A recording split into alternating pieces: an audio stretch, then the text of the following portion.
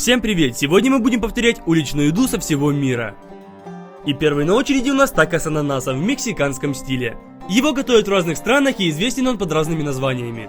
Но смысл в том, что мясо, которое срезают сверх тела, это свинина, замаринованное с добавлением ананасового сока. Ну и в сам тако кладут свежий ананас. Давайте повторим. Берем хороший кусок свинины и нарезаем его на пластинки.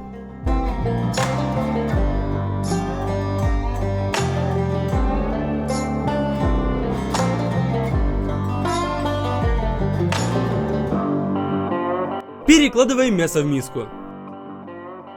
А теперь нужно сделать супер мощный маринад. Для него нужен лайм, ананасовый сок, специи, табаско, лук, чеснок и яблочный уксус.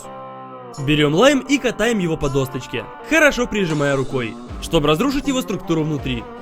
Разрезаем пополам и легко выдавливаем сок. Открываем яблочный уксус. И тоже в блендер. Разрезаем лук пополам. Очищаем от шелухи. Нарезаем на 8 частей. И в блендер. 2 головки чеснока раздавливаем руками. Очищаем. И вот такую гору чеснока в блендер. Также подливаем ананасовый сок.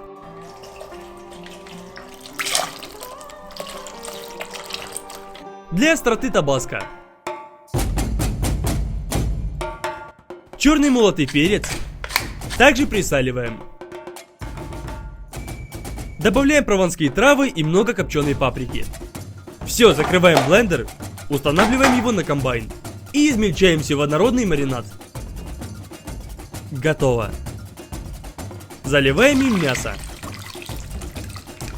И перемешиваем руками. Маринад очень мощный. Тут кислота от уксуса, лайма, лука и ананасового сока. Все это размягчает мясо. Поэтому отправляем его в холодильник. Пусть маринуется. Берем ананас. Срезаем нижнюю часть. Дальше срезаем листья. И снимаем кожуру. От чистой мякоти отрезаем одну шайбу. А остальное на кусочки. Берем противень. Шпажкой для барбекю протыкаем кусок ананаса. И ставим на противень. А уже сверху нанизываем кусочки мяса.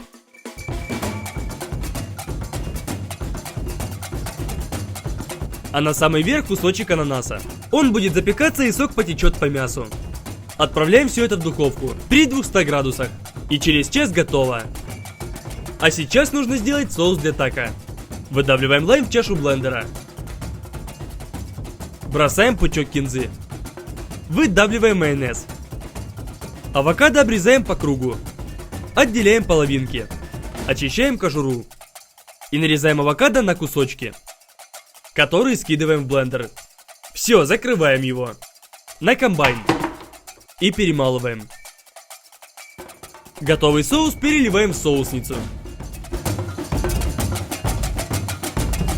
Натираем сыр сулугуни. Срезаем мясо по краям.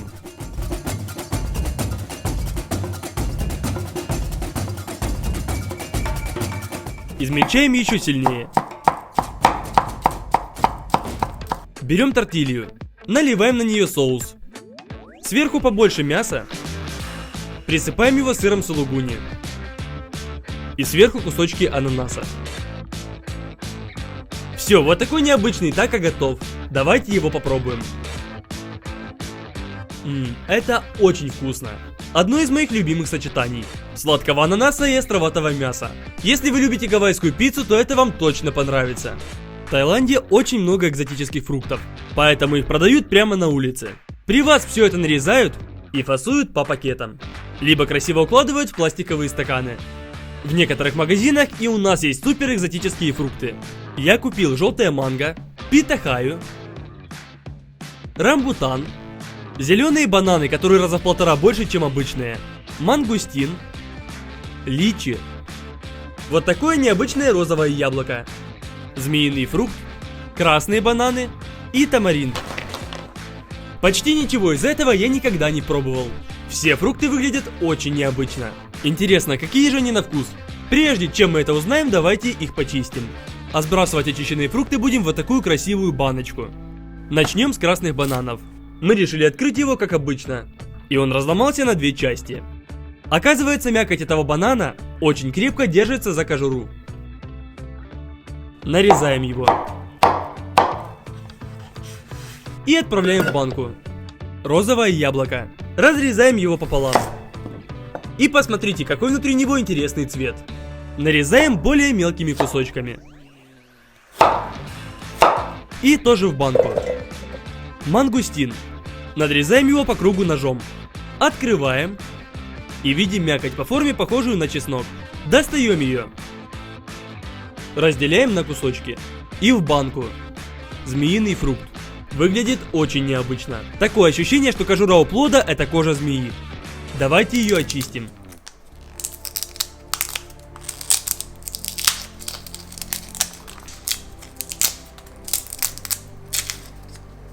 Внутри вот такая интересная мякоть, которую мы разделяем на 3 части и отправляем в банку. Следующий на очереди драконий фрукт. Наверное, самый красивый из всех, что мы купили. Разрезаем его пополам. И внутри видим мякоть с семками. Сразу видно, что она очень сочная. Снимаем внешний слой. И нарезаем мякоть ножом.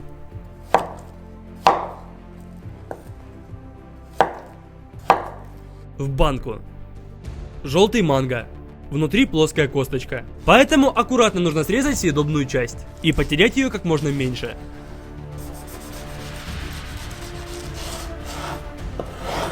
Мягкую часть нарезаем на квадратики. Так, чтобы кожура осталась целой.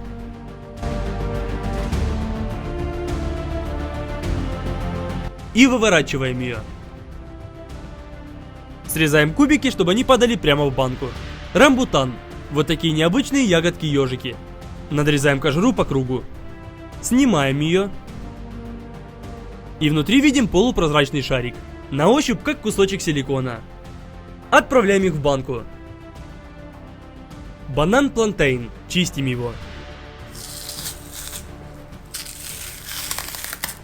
И уже по звуку понятно, что банан очень твердый. Как будто сделан из очень плотного пенопласта.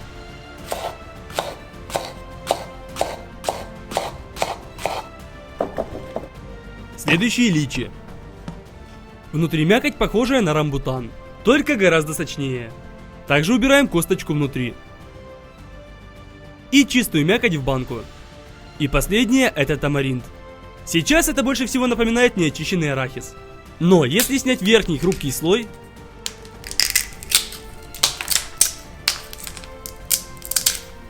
то консистенция внутри больше напоминает финик. Перемешиваем фрукты между собой. И готово. Давайте их пробовать. Итак, желтая манго. Сначала очень сладко. Потом появляется кислинка, один в один по вкусу, как аскорбинка. Пробуем питахаю. Она очень красивая, но на вкус так себе. По структуре как киви. А на вкус какая-то отваренная свекла. Следующим пробуем мангустин. У него очень сладкий вкус. С кислинкой. Вкус ни на что не похож. Розовое яблоко. Просто пресное яблоко, но с очень хрустящей и водянистой структурой. Личи. Этот плод по вкусу как сиропе съедобной розы, сахара и воды. Очень необычно и круто. Зеленый банан. Фу, такое ощущение, как будто ешь кусок пенопласта. Еще один такой же банан мы решили запечь в духовке. Возможно, его нужно готовить. Очищаем. И пробуем. Нет, это ничего не дало. Рамбутан. Имеет приятно сладковатый вкус. Тамаринд. Очень похоже на финик, только гораздо кислее. Змеиный фрукт. Напоминает вкус айвы. Ну и красный банан. Он слаще обычного и есть привкус вяленых бананов. В общем, экзотические фрукты — это прикольно, но у нас они стоят ненормальных денег. Поэтому если их и есть, то только там, где они растут и стоят недорого. Следующий стритфуд из Кореи. Там в кусок теста кладут креветку, сверху начинку и защипывают тесто. Все это готовится на пару, и получаются дамплинги с целой креветкой внутри. Давайте их повторим. Мы взяли просто огромные креветки. Сверху с помощью ножниц надрезаем хитин. И убираем пищевод.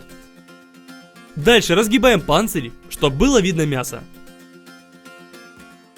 И просто посыпаем солью и сухим чесноком. Все, сковородку на плиту, подливаем масло и обжариваем креветки.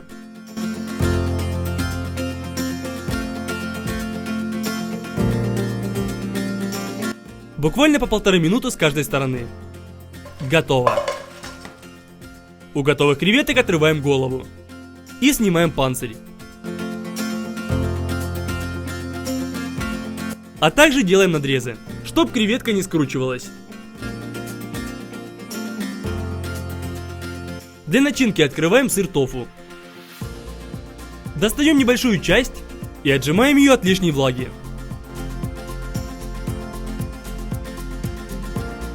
И отправляем этот сыр в миску. Пару раз складываем зеленый лук. И очень мелко его нарезаем. Добавляем пару чайных ложек кунжутного масла. Перец. Соль. Чуть-чуть крахмала. И все это перемешиваем. Начинка готова. Осталось сделать только тесто. Для этого отмеряем 250 грамм муки и высыпаем в большую чашу. Также вливаем 100 мл воды, немного соли, чашу устанавливаем в комбайн. И пусть он сам все это вымешивает. Также мы поменяли насадку на крюк для более густого теста. Все, оно готово. Заматываем в пищевую пленку и даем отдохнуть минут 10. После чего нарезаем на одинаковые шайбы. Стол посыпаем мукой. Раскатываем тесто. Вырезаем круг поменьше. В самый центр выкладываем начинку. Дальше огромная креветка. И защипываем тесто.